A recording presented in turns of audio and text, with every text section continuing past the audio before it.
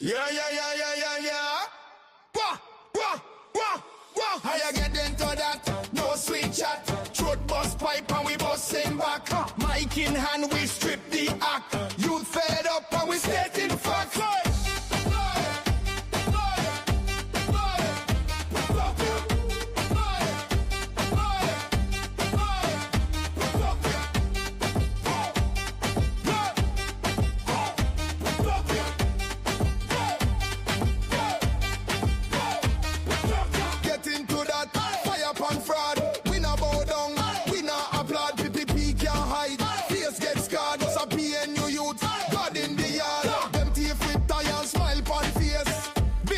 While people beg grace, sell out contrast, stash the case, and now you they have fee burn down the place. PPP talk nice, but them hands red. Rice man trying school, child under fed. Flood them cars and blame the rain. So we bring truth like bullet to brain. How you get into that?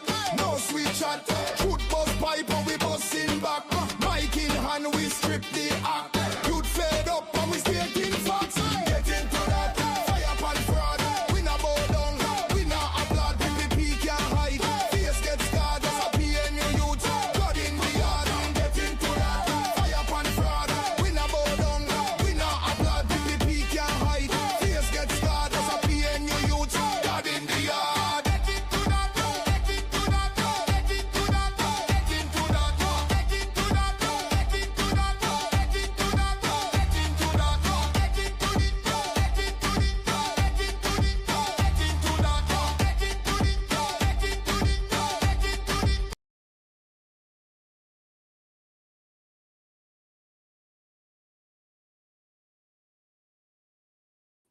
Good evening, good evening, good evening, good night to all our viewers. Morning if you're now listening to us because you were asleep at the time when we recorded this.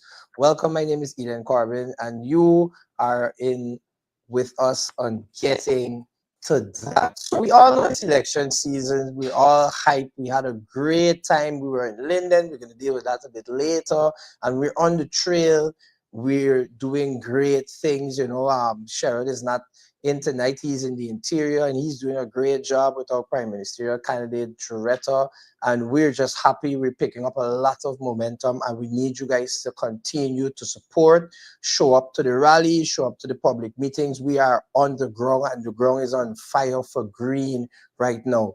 If you're on Facebook, drop a comment in the live, share the live, put some hearts, put some everything green. We want it. Now, as most of you know, tomorrow, August, what's this tomorrow? I think it's August 15th. We are going to be in Vredenhoek for our rally. So all of the people on the west side, the best side, we want you to come out, put on your green shirts, bring out your friends, bring out your family. We are going to have a great time. And right now, we're going to show you the ad for the Vredenhoek rally.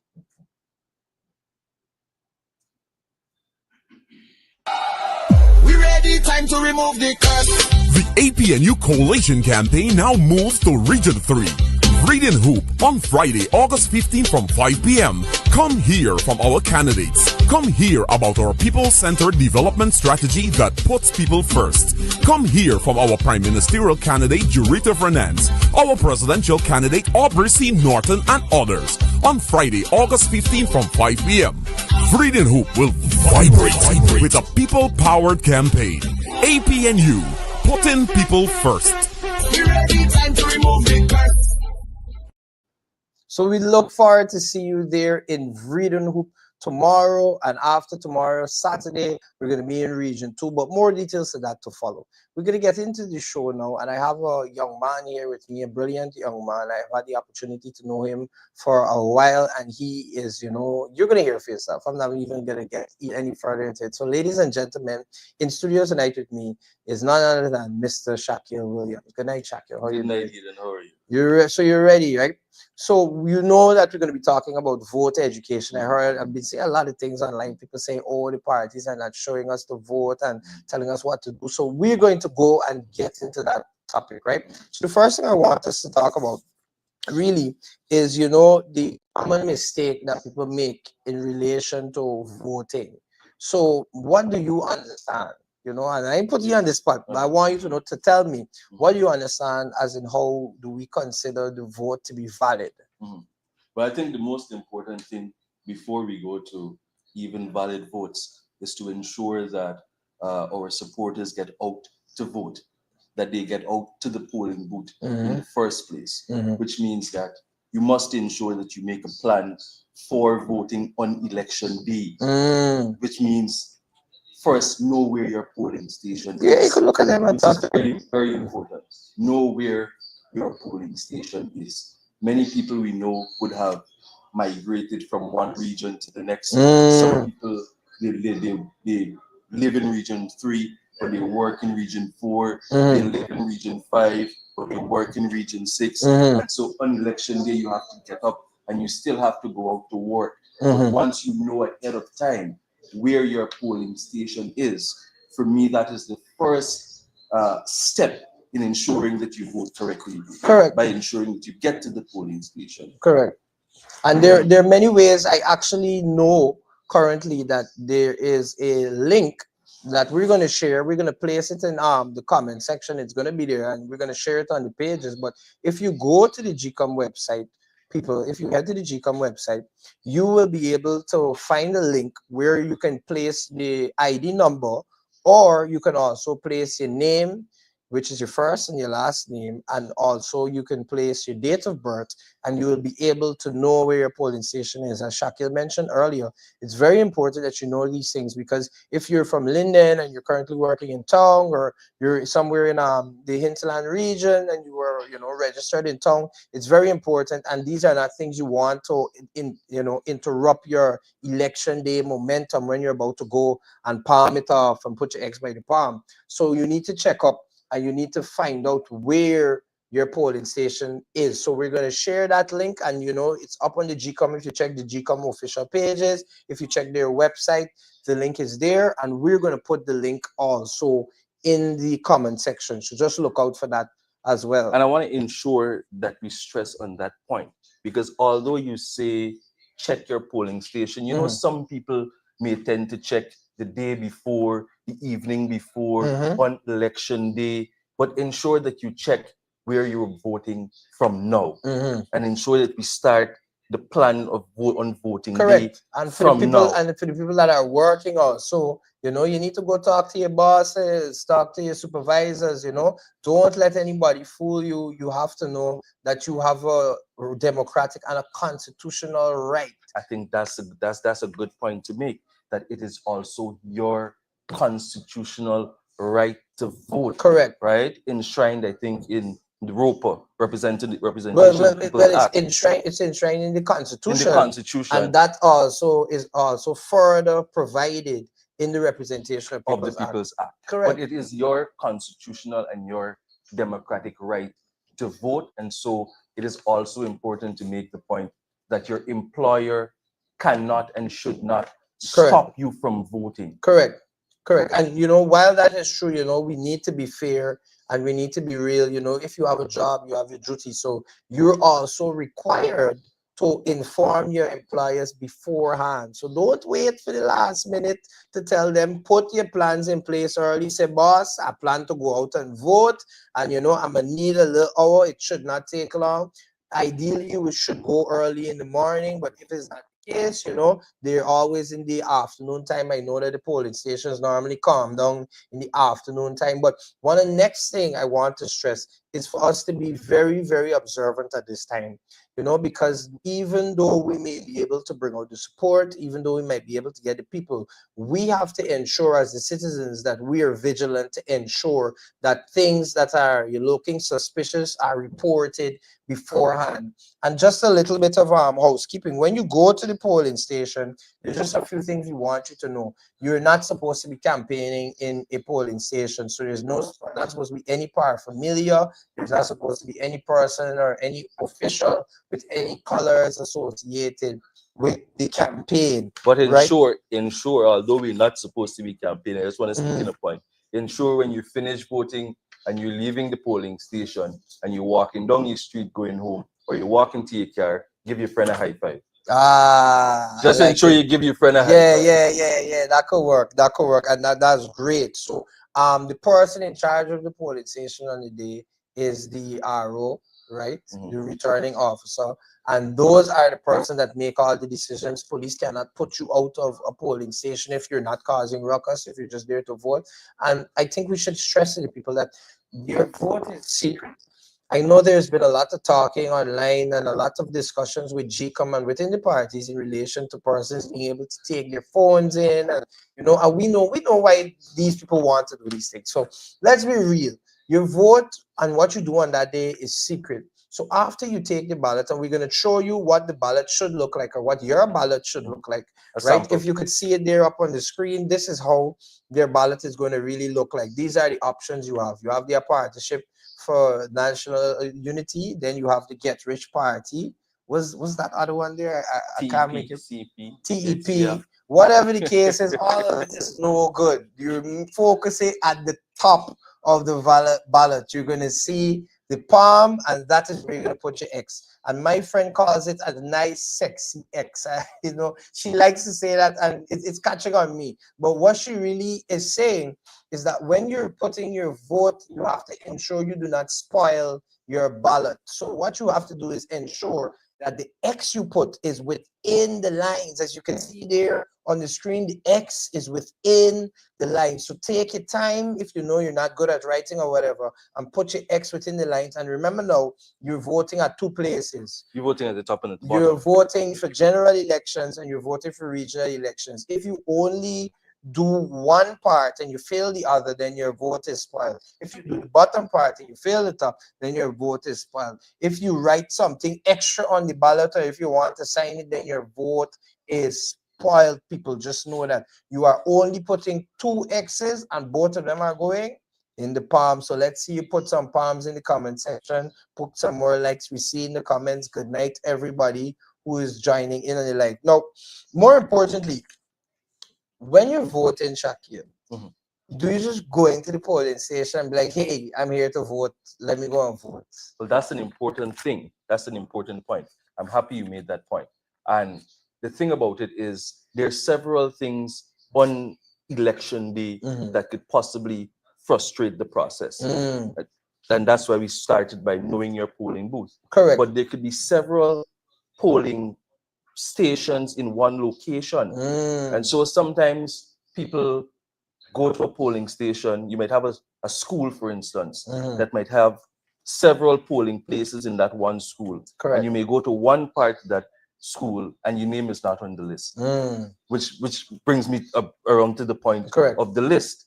Each designated polling station has a list for that division. Correct. And so it is very important for you to know that your name is on the list. Mhm. So regardless of if there are several polling stations Uh-huh. several polling places in one venue, You're able you're to. able to Correct. identify. And all of that information is on the GCOM website as well. So you check the website, you are going to see they're going to show it even down to the specific polling station. And do not wait, people. Do not wait. I promise you until the last minute to do this. Check it now. Check it today. For persons who are not familiar with the technology, get your little brother, get your children, your nephew, and let them look out for this early, because we need to protect the integrity of the elections. And it is not just up to GCOM. It is up to every single one of you to do that. But we also want to ensure that we stress on persons to walk with their ID cards. Correct. You But need to even be if you prepared. do not have your ID card, Mhm. it is still your right to vote. Correct. And your photo is there on a folio. In Mhm. that part of the process, you go, you present yourself, you say to the presiding officer or the GCOM agent, Mhm. I don't have my ID card. Mhm. They may say to you, they will ask, of course, if you have misplaced it or why you don't have it. Mhm. But once that presiding officer could identify that you are who you say you are, Mhm. you will be allowed to vote. Correct. Right? And but you see, the most important thing that we need to note is that that has to happen before. So you need to check right now. Checking, go check right now. We can give you some time. Go in your wallet, go in your drawer, look and see if you have your ID card. If you don't have your ID card, you need to go and report to your nearest GCOM office, and you need to file a report, because that on the day of elections might present you with some problems, and we need you to be ready. We know you have your green shirts. We know they're ready, but you need to do these things beforehand. Don't wait, because as Shakil said, these are things that could frustrate the process, and it could make voting a little bit more cumbersome than it really should be. You understand? So, and also there is going to be, by now, at the various polling stations, there's going to be posted the list of voters. So if you know you have a little bit of free time, go by the polling station after you would have checked on the website for for your polling station. You could even visit the polling station, and there should be by now posted on the polling station the list of persons that will be voting at the polling station. So we hope you got that, and as you could see right on the screen there, that is how your ballot needs to look. Very nice. You don't even need to read far. As soon as you go in the first name, we ensured it. We were there. You saw us. We were at Humaniano. It wasn't for games. It wasn't for show. You see it, and that is the reality of the situation, that we are going to be on top, not just on ballots, but at the results part. Now, as we always do, and I always encourage all of my guests, especially the youths, to come out and to talk to the youth population. So we want to shift gear a little bit, and we want you, Shakir, tell the youths why you think voting is important. Well, I think the most important thing is that your vote is your voice. Eden, your vote is your voice. Your vote, this country is a democratic country, and it means that each person has their say. Over the last 5 years, we've seen many things happen, many things that we wish would not happen, many moments that we wish we could take back, but we simply cannot. But this is our time, and this is the Guyana's time to make your voice heard. And the way to make your voice heard is by that nice, as Eden says, that sexy ecstasy, by the APNU. Correct. Because we hear you, and we have been hearing you throughout the last 5 years. Over this campaign season, we have been hearing you. And so for me, I think the simple way, if you remember nothing else, I want you to remember your vote matters because your voice matters. Correct. And I totally agree with everything Shakil says. We want to remind the youths that, this is about you. This is everything we're doing here, because a lot of the plans and a lot of the policies that we have in place are not going to just take off and magically happen. This is a continuity. And our leaders have been doing their job. They have been up for the task, but we have to realize as youths that they're not going to always be around. So it's our duty to ensure that we come out, we participate. And more importantly, especially for me personally, elections is not just something that happens once every 5 years. Elections is when you go out into your communities. Elections is when you participate and you hold your governments accountable. Hey, what about our roads? Hey, what about the power supply? Hey, what about access to these new schemes? Hey, what about a better society? These are the things, and they do not happen overnight. You understand? These are things that happen over time, and it requires us as the electorate, or us as the youth more specifically, to ensure that we step up to the plate when the time comes. And it doesn't have to be during election season alone. So I'm loving the response I'm seeing from youths, across Guyana, across all the regions, and we hope that this momentum does not end on September 1st, and that we can continue it far past that. But I think you're making a good point, Eden, and that point is not just why vote, but why vote for the APNU.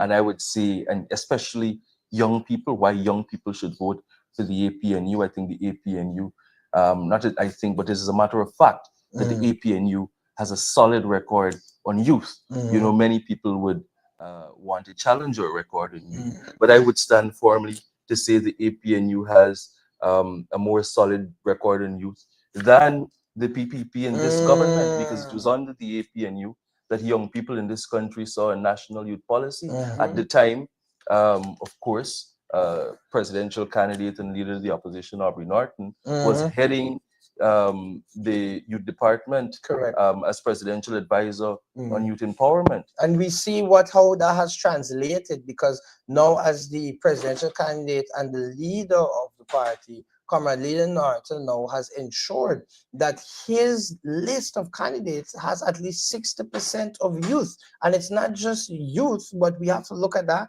It's a mixed, diverse group. We have women, we have our female quota, we have our indigenous persons on the list, we have grassroots people, young professionals like yourself and myself, you understand? So it's a well-structured system, and we cannot wait for us to have the machinery of the government behind us, because we already have the people, and that is you, Facebook, that is you, Guyana, and we are glad to have it. And you know what, Shakil, I don't know if you have any closing remarks to give to the people before we move on to our next segment.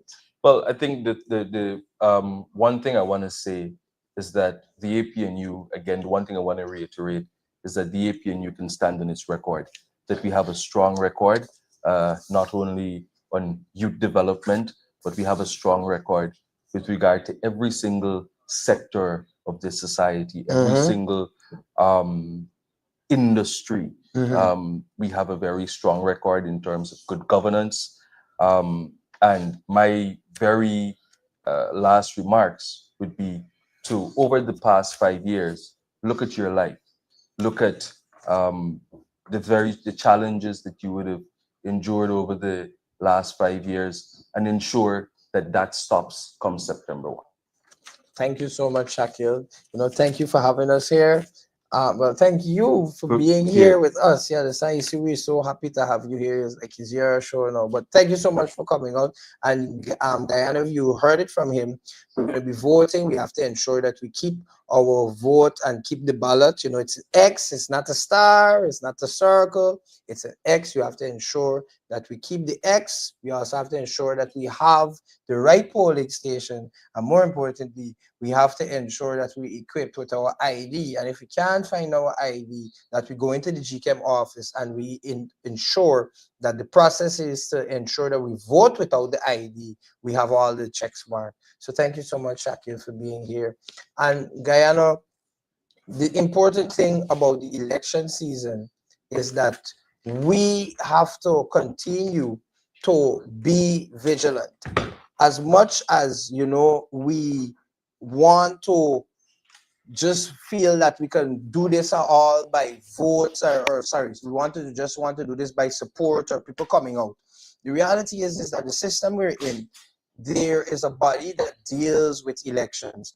And we, as the people of Guyana, have to ensure that we hold them accountable. That means we need to be vigilant on the day. We need to ensure that we're not missing anything. We need to ensure that we support. So when you see those polling agents, whatever party they take, more specifically, we're going to tell you support our polling agents. But when you go out and you see those polling agents, encourage them, tell them thank you, because, it's going to be a real hard work, and it's going to be a very, very long battle for us to get to that position where we are the next government. So you need to encourage them. You don't probably try to look like any little corruption, but go out and encourage them. Tell thank you, women and men of Guyana, for stepping up to the plate, for volunteering and taking on the arduous task of ensuring that democracy continues and ensuring that democracy is continuing to flourish in our country. And we need to play our part in that. We need to be observant. For those of you just joining, this is Getting to That with Eden. We're here to remind you that on tomorrow, which is August the 15th, we are going to be at the Eden Hoop selling. Yes, you heard it. We were in Linden last week. We're going to show you a clip from that a little shortly. But we're going to be in Eden Hoop tomorrow. So they say West Side is the best side, and we're expecting to see you there. We are going to be there. The leader is going to be there. Our prime ministerial candidate is going to be there, and some other great candidates that have been doing a good job. More importantly, tomorrow, we are going to be launching our manifesto. Tomorrow, we're going to be launching our manifesto. So look out for that. A lot of people have been asking, I've been talking to people. They've been telling us about manifesto. And guess what? I'm here to announce that tomorrow, our manifesto is going to be out, and you're going to have the opportunity to peruse it. You're going to have the opportunity to check it. And you know what? You might just be surprised, because we've taken a lot of time, and I'm sure there's something in there for everybody. But more importantly, I was just talking with my colleague a few minutes ago before we came on here, and he was telling me about, the manifesto. And what I told him is that as much as a manifesto is there, the reality that I want to remind Diana about is that a manifesto just represents the plans. You need a machinery to execute these plans. And we have that machinery, and we have the manifesto. We've seen what has been happening in this country, and we've seen the people who have already launched their manifesto. And at the end of the day, the manifesto is only the plans. You need to have execution. You need to have the competent people, and you have seen it. We presented our candidates to you, and you know that we are going to do the right thing, not just give you the promises, but execute. And for the persons who might not see what they think they want in the manifesto, just know that the manifesto is just the strategy. When we get into government, there's still more things that we need to be done, and we will be doing these things. Now I have in studio with me a young, I don't even know where to start. He's a young entrepreneur. He's a young creative. He's a religious man. He's a family man. This guy holds and wears many caps, but the cap he's wearing tonight is for that of the Partnership for National Unity. And my guest right now is none other than the great, the honorable Mr. Saiku Andrews. Saiku, it's great to have you here, man. Nice, We're man. trying to get you. Oh my gosh, people, listen to me. I have been trying to get Saiku on this show for the longest time. You hear me at the long. He is probably more busy than the leader sometimes. And you know what? It shows, because as much as Psycho is not coming into this with the political experience and the know-how, he's coming in as a passionate professional, a businessman, somebody who has been able to push the boundaries. This is a man who has sacrificed his career and his life for a creative side, and then he was able to come back and do business. And these are the people that we are surrounded with. We don't just have people who are career politicians. We have persons just like you, average Guyanese, people who came from nothing and turned themselves into something. And because of that, we're shifting gears, because we're talking about voter education early, and we're going into youth and business. And I think, there's no better person to have that conversation with you. So one of the first things I want us to talk about, right?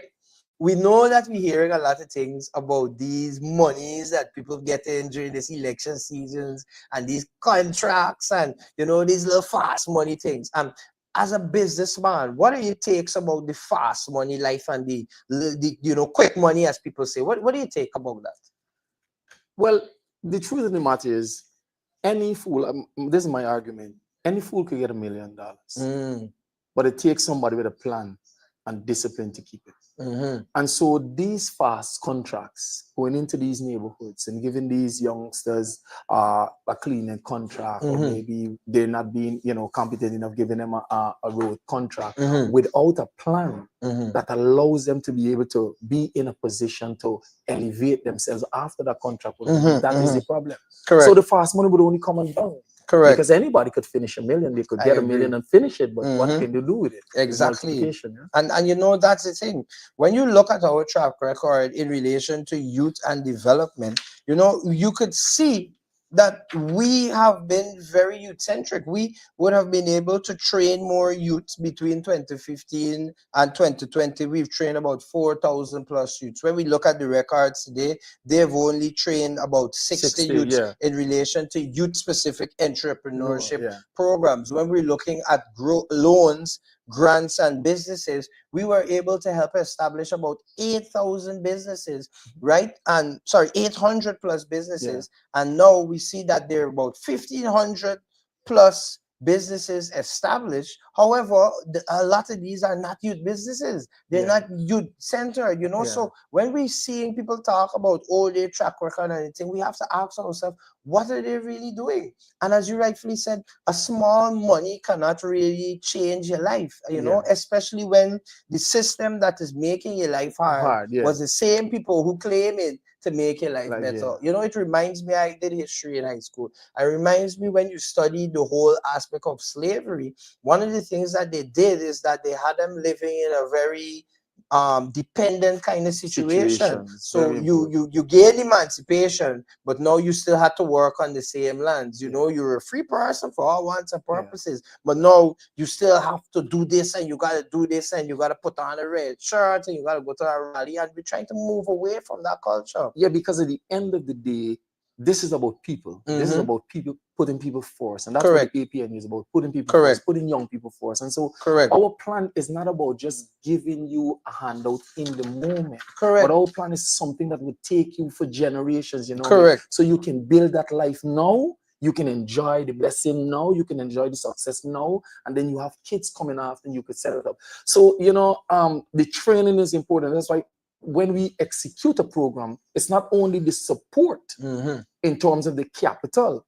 that we would give you to establish, but it comes with training so that capital does not go to waste. You see, anybody, like I said before, and I'm going to repeat it because I was just in Western Health, and I was saying to them, you know, people come around and they give you these little contracts, you understand, and it allows you to buy a car, and then you tint that car, and then you come through the neighborhood, but here you don't realize, that car is just a symbol of a slice of bread. You're enjoying crumbs, and that car is a symbol of a slice of bread, but what you don't know is that what the APNU has to offer young people is not only a slice of bread, it's not half slice of bread, it's a whole loaf of bread, because we can control the entire baker shop, and we know that the community, you understand, is at that place where it needs the bread. So us is just about giving you the support and all the, not giving you the capital and all the necessary support that you need to build a successful, enduring business. You know, and I like that point that you mentioned, because I was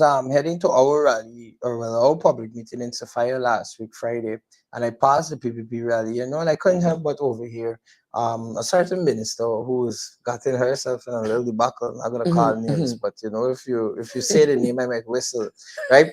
And I heard her say that under her government, they were able to give somebody who never knew what 500,000 was, or were never able to see $1 million.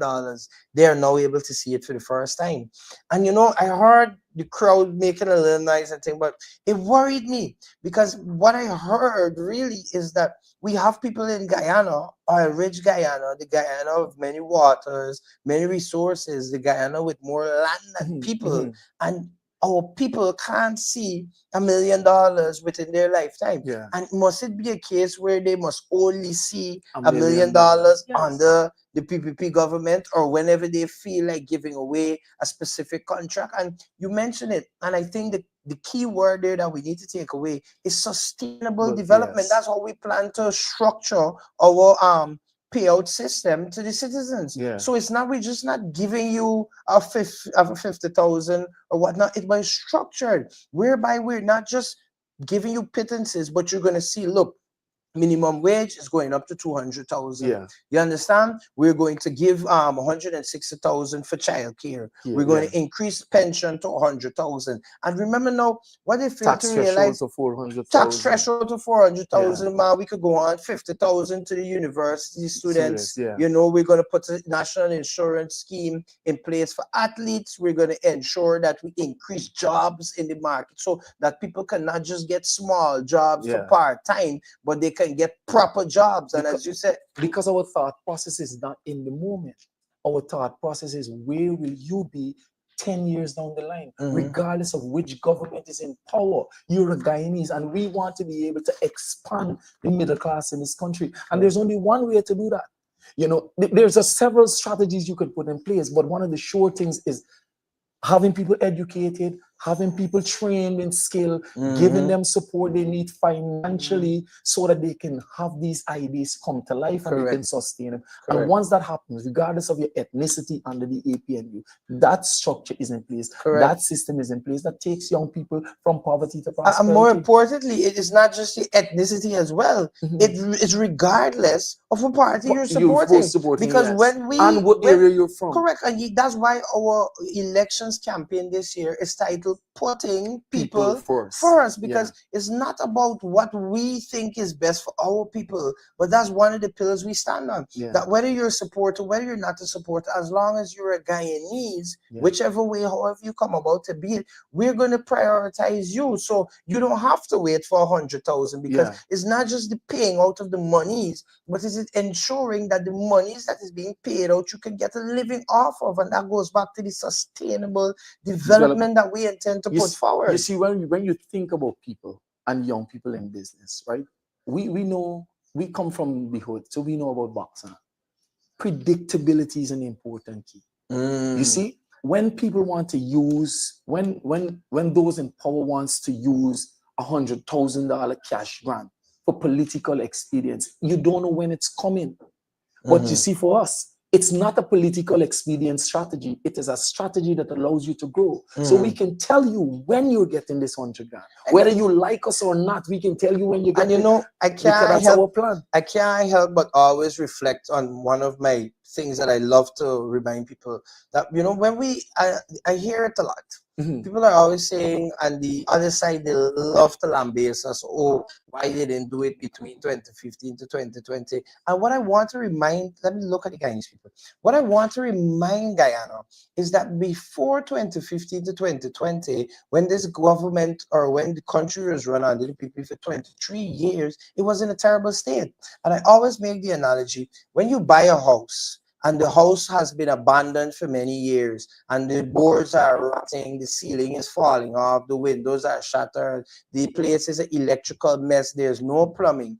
You don't buy this house and you suddenly go and live in it, and it's inhabitable. It's not in the best shape. You understand? So, what you got to do, you got to spend time, and that's what we need the Guyanese people to realize, that that is what we did. We were spending time to develop. We had to take out some floorboards. We had to knock out some walls. We had to put in some modern infrastructure, which is how we would have been investing in the hinterland. We opened the public service school to train persons to go into the public service. We were thinking long term about transportation. You had the David G's plan with the buses, the 5Bs, you understand? We were going out and we were empowering the people because we understood that, look, oil wealth was on the way, and we didn't want to be caught exactly where we caught now, where it's the same people getting the big contracts, only these people, because what they want us to believe is that the economy could only thrive if they have a major stake in it. And we want to remind the people that we're going to put you first, that you can have a stake in it. And the local content policy would not just be another shroud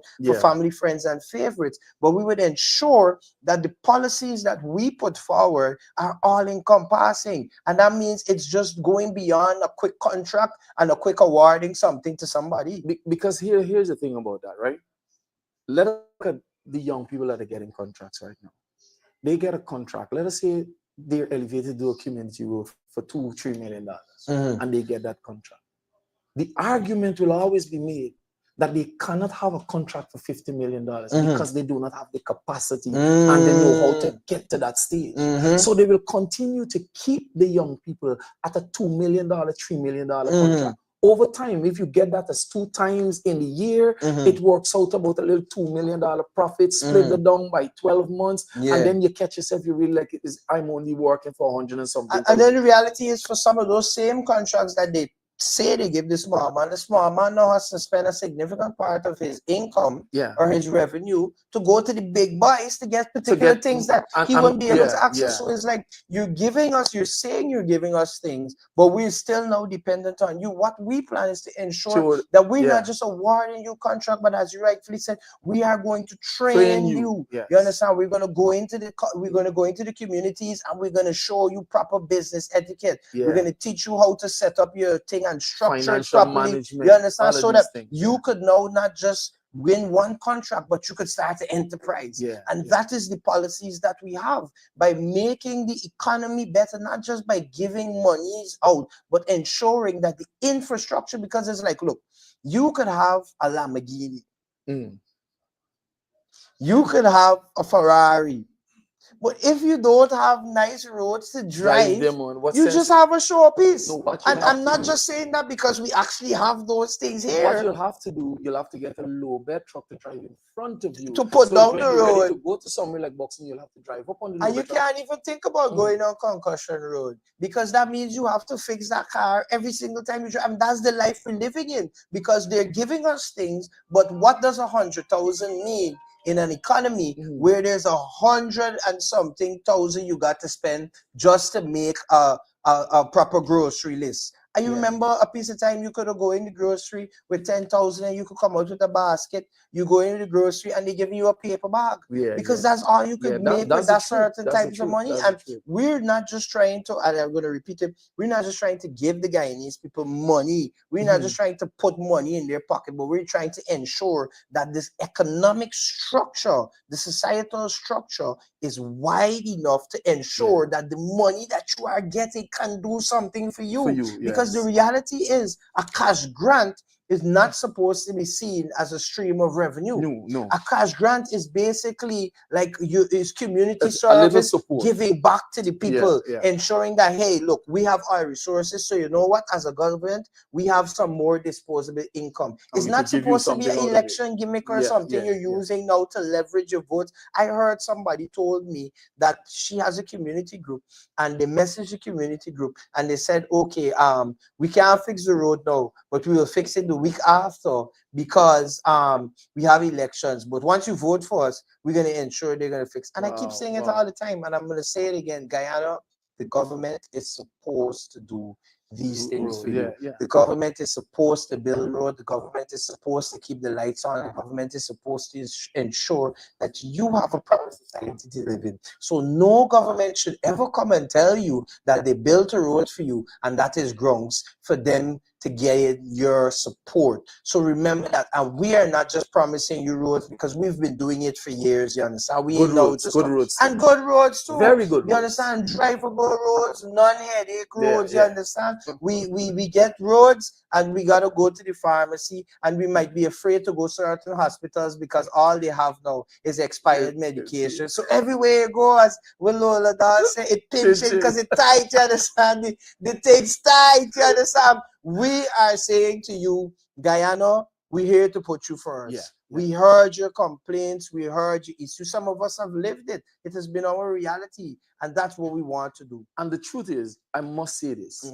When you have a leader who understands, who came from the bottom, was able to elevate himself through policies of the PNC into the middle, as establish himself to this space, he is better fit because he's touched by the very issues that you face because he's experienced them. So he's better positioned to design programs and policies that takes you from where he was at the bottom all the way to the top. And that's what we're looking for, and that's what young people. And you know what I say is that people don't change. All people do is continue to grow in their own self and evolve. If you were corrupt before you went into government, most likely not to achieve. You're going to go into government and you're going to be corrupt. And we have a man of integrity, a man who has ensured, as you rightfully said, that he has been a part of the middle class and the working people, you know, a man with real qualifications, somebody who understands the plight of the man at the grassroots level. And this is the man that we're putting forward and saying, hey, this is the person who we have our faith in, and Guyana, this is the person you should have your faith in too, because he will be putting you first. And, you know, I think that covers it. You know, we did a good job, unless there's anything you want to say in closing.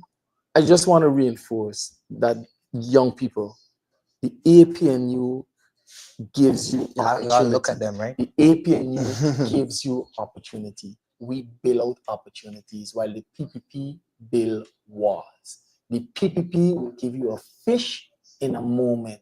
The APNU will give you a fishing rod to catch fish and take you, you understand, point you to where is the best area that you can fish, and so that you can be successful. Our goal and our plan is to take young people from poverty to prosperity. Those that are academically inclined is to move them from secondary education all the way to tertiary so that they can earn more and they can develop themselves. So we got you at heart.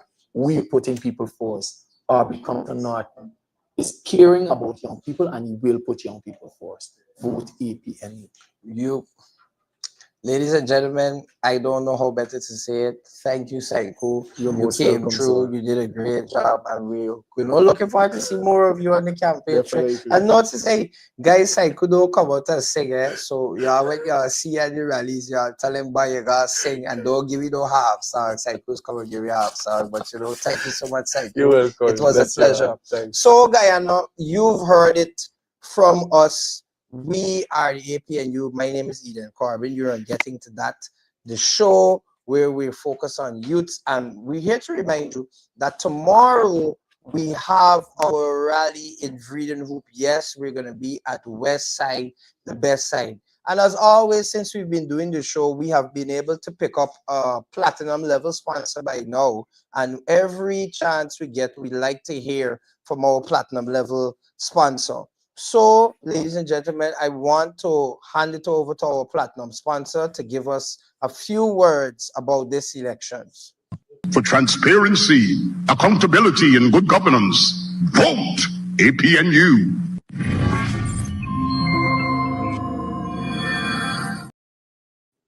And there you heard it. That is our platinum level sponsor. And, you know, it's good to see him always in full support of what we've been doing. So we're going to shift to the part of the program where we tend to, you know, look at stuff that we've been seeing online and things that have been circulating online with us for the week or for the 2 weeks, because we haven't been on air. We weren't there Monday. You know, we were on the trail. We were keeping it hot. So, you know, we're paying attention to various things. And, you know, one of the main things I think we see happening is that the PPP has gained a very good expertise in trying to slight us and really misdirect us in many ways.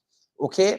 And I'm going to show you what I mean. So we have, you're going to see on the screen, we have a PPP figure who would have said, and I'm gonna wait until the images goes up, that there are no taxes on sanitary pads. They're selling this as a PPP promise, and this is the problem. They think that we are, you know, just foolish and we don't pay attention.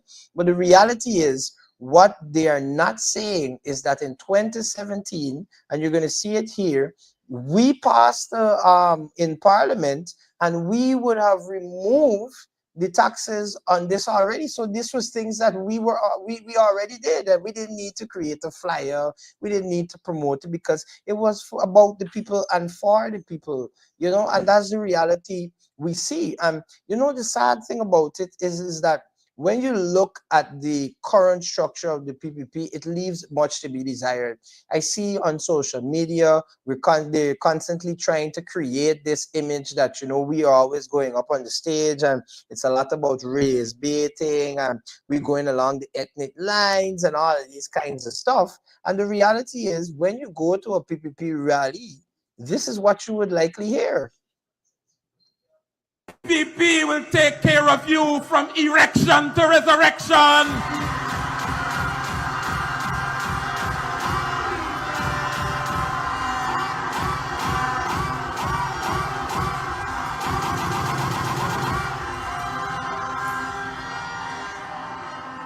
A quick one for you.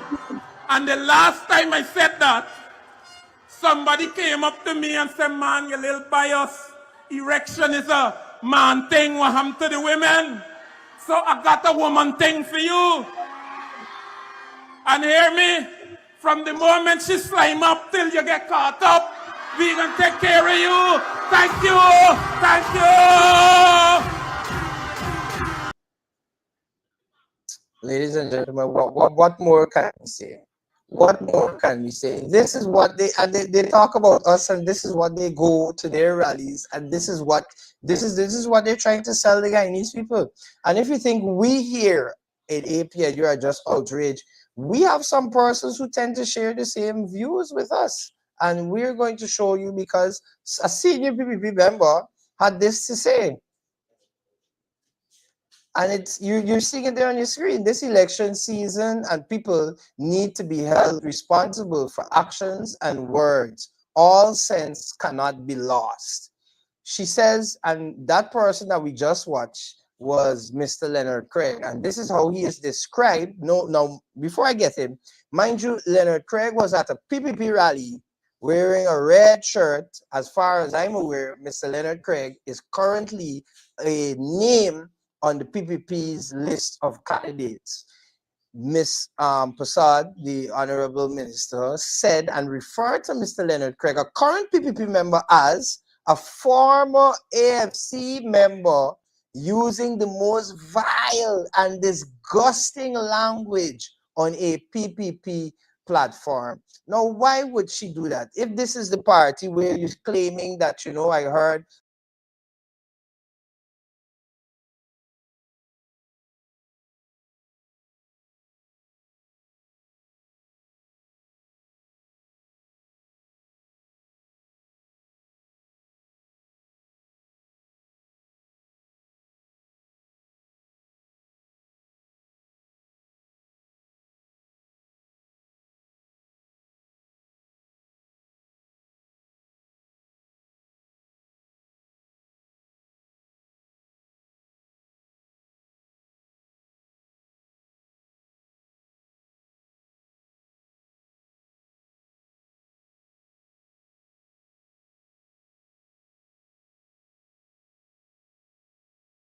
they are about, this is what they've been doing, and we should not be fooled by it at all, because this is their agenda.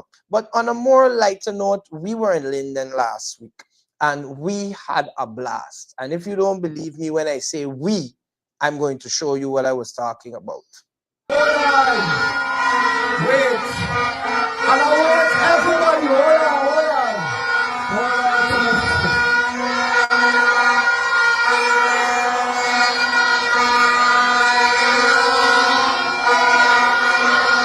If you know that you from a green, make some noise! Run into my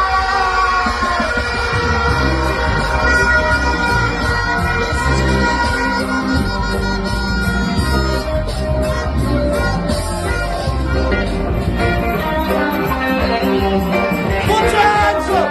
Put your hands up! Wave the flag! Wave the rag!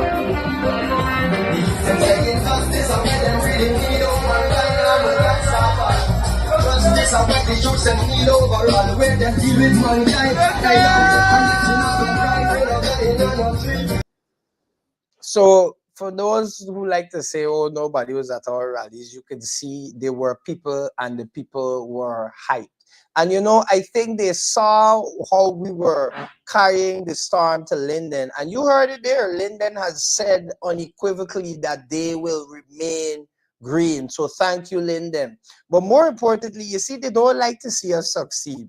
Because shortly after this video, you would not believe what happened. And any guy these knows what happens. Guess what? Blackout. Yes, ladies and gentlemen, you heard it. Blackout at a rally. We were there. Thousands of people and blackout. Look for yourself. Look for yourself.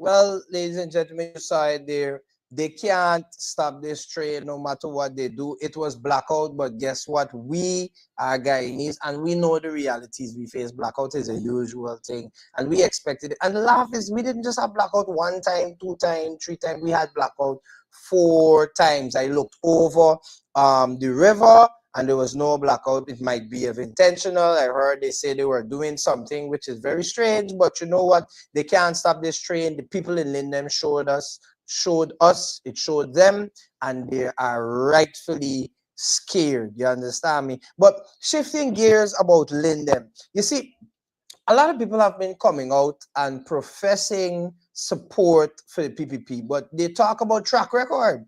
So we want to show some of the track record. And since we're in Linden, we're going to talk about that person from Linden who is no longer in our ranks, who talking about the PPP track record. He had this to say in 2019.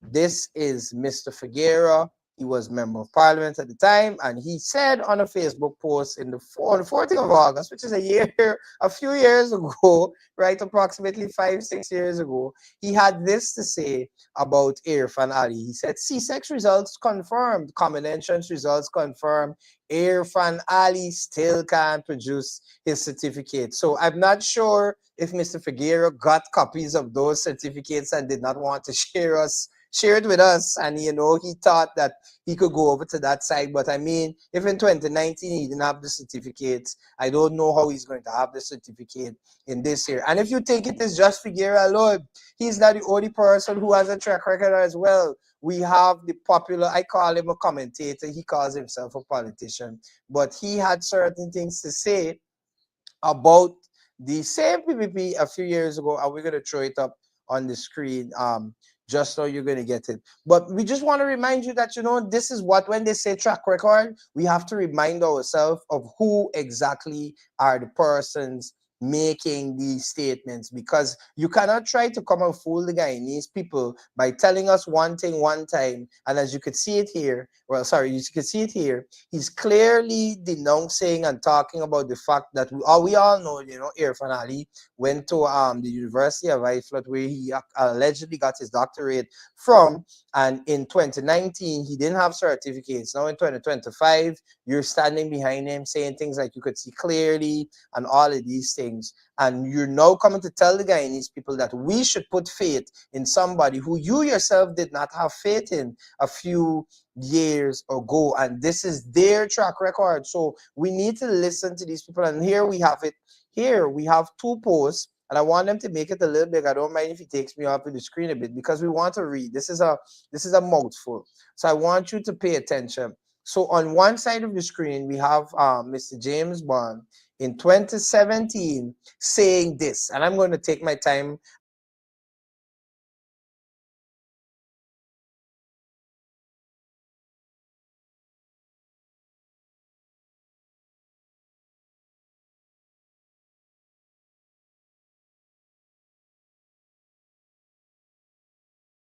%, VAT. You are saying bring back extrajudicial killings. You are saying bring back rampant corruption, bring back a weakened security sector, bring back a raping of our natural resources, bring back a one race domination in the foreign service, bring back no youth policy, bring back money laundering, bring back drug trafficking, bring back antagonizing the ABC countries' insecure judiciary and stink and dirty Georgetown, bring back friends and family, bring back a compromised GRA, and I'm not even going to read out the rest, but you get the point. This is what James was saying in 2017. Now in 2025, here's what James is saying now. If you forgot that the PPPC is the only mass-based multi-ethnic political party in Guyana, let me stop there for a second. I wanted to put back the camera on me briefly, but keep it on the screen. Let's just keep this there a second, and I want to take my time because I don't want to miss anything.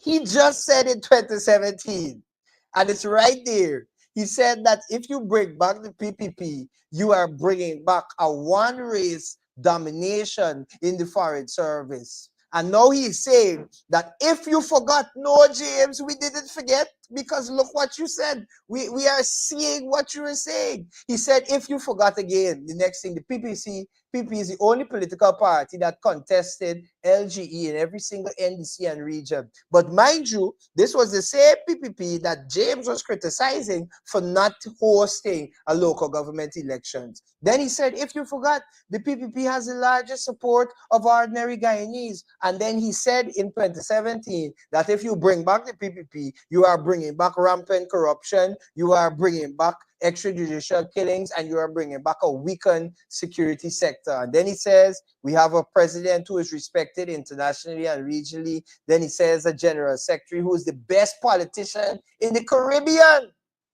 Now, note, he is saying that Jagdio is the best politician in the Caribbean, but a few years ago, he is saying if you bring back PPP, or Jagdio, you are bringing back all of these terrible things that we have lived through. So, guys, let's not play any games. We know what is driving and motivating these people. It is the same thing that the average Guyanese wants, and that is a better life. And some of them have been able to get that better life. And as far as they could get the better life, they don't care if the rest of us has to suffer. That's why they have jumped ship. And we don't have to worry. And you know what?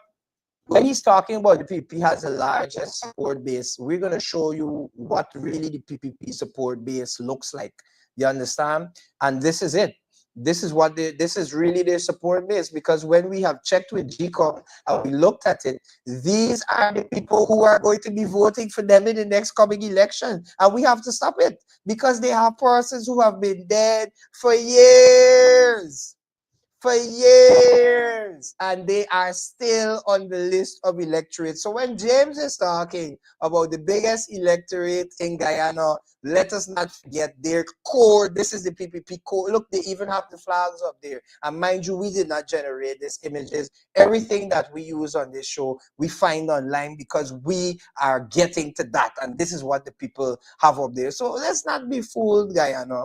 We have anything else to show? Because I get a little caught up. So let's see if we have anything else to show. And when yes, we saw something that was really concerning, and this is what's happening in Guyana. And we need to be careful on our roadways. We need to look out for our police, and we have to be ensured that we're exercising caution. There's no need to rush, guys.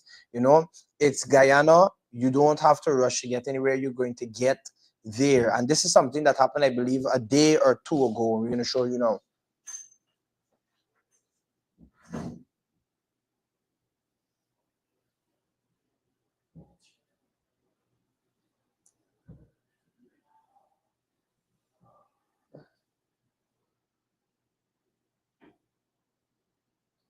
This is what our service men and women have to go through every day. And if you ask me, that car is a representation of the People's Progressive Party, and the police officer represents us, the Guyanese, because that's what they do. They just lick us down. And look how he came out to the car. He didn't even come out to the car like if he was concerned or if he cared or whatever. He took his time to come out to the car, and he looks very, nonchalant about it and whatever. And, on the topic of police, this is how the police in Guyana are operating at a day like today. And we're going to show you a next clip to show you how the police how they operate in Guyana. So what you're seeing here is there's a person with a hat and a gun and a person with a pink shirt. They're both what I believe to be CID ranks in plain clothes, and apparently they're doing an operation or whatever, but there's clear confrontation, and this is how they are talking with the citizens. Mind you, this is the same police that the government claims that they're receiving training and that they're, being given the right thing. They put these people in power, and look at how they treat us, the citizens, And this is really, it might not look much under which persons die when they get into interactions and confrontation with police, because it would just took a wrong mistake, right? And look how they're handling that person. He has not even been properly handcuffed or restrained. The man is clearly putting up a fight, and they're not doing anything to de-escalate. They are going in and escalating the situation. And I guess it's because they feel that they can just operate with impunity in the lovely Guyana that we live in today. And we have to ensure that we put people first, and by putting people first, we put the right people in the right positions. And we have more than qualified persons on our slate who are more than equipped to deal with these issues and to ensure that the Guyana we live in does not have to go into these things. And lastly, some of you would have saw this particular image I'm about to show before. But we want to show you it again because it's a key part. You know, we were name dropped in this, and in this particular image, the person is talking to the president of Guyana via WhatsApp, and he's saying that Chief Station stresses me out, the old man, for over the last 5 years. And oh my God, let me try that back from the top. He's saying that, Chief, this is in case you didn't know, the presidential candidate for WIN, We Invest in Nation, who are talking with the presidential candidate of PPPC, and he's telling him about a McGinney that they're trying to bring in on January 14, 2021. You see the date stamp is there. And he said, Chief Stacia stressed me and the old man over the last 5 years and suck all the blood out of us when PNC was in power. This is one of the family, friends, and the favorites, and this is how they feel about us just trying to ensure some amount of equity between the rich, the haves, and the have-nots, and they see it as we trying to suck them, suck all the blood out of them during the 2015 to 2020 period. And now that they had their people in power, they wanted to bring in a Lamborghini doctor or submit an incorrect value for the vehicle, which then led to a big fall apart between the powers that may be. We have PPP, and as I refer to them, PPPC Light, right? And it all started because of a text message. This is what they really are. This is the true nature of them. They're looking out for them, and while they're providing these great benefits to their own people, you have persons who want to bring in vehicles and they cannot bring in these vehicles. That is why you need to support us, you know. And it might be a more light tone. I know it's a bit funny, but these are real things, because it was this break apart or this fallout that really resulted in a whole party being formed, not because they want to invest in nationhood, not because they want to develop Guyana, because they just don't want to live the life that us Guyanese are living, and we've had enough of that. And ladies and gentlemen, you've been a great audience. Thank you so much wherever you're watching, whether you're watching on Facebook, whether you're watching on YouTube. If you're now watching the video, you know, share the live, hit the click, you know, put stuff in the comments, good things, you know, green, the hearts, the palm, you know, we see you and we hear you. Tomorrow we're in Vreden Hoop. Stelling, yes, that's right. We were in Linden last week and we're going to be in Vreden Hoop. Comrade Leader Norton is going to be there. Joretta Ferdinand is going to be there. We have our VP candidate, Ganesh Maipal, is going to be there, and much other candidates will be there to speak to you. We thank you so much for joining us and tuning in with us tonight. We hope to see you next time. My name is Eden Corbin, and you have been on Getting to That. We ready, time to remove the curse. The APNU Coalition campaign now moves to Region 3.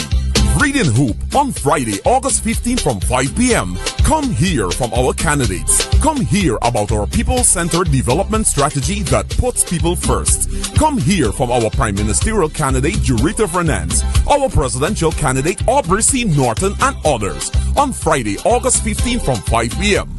Reading Hoop will vibrate with a people-powered campaign. APNU, putting people first. We ready, time to remove the curse. APNU, rise Guyana shine.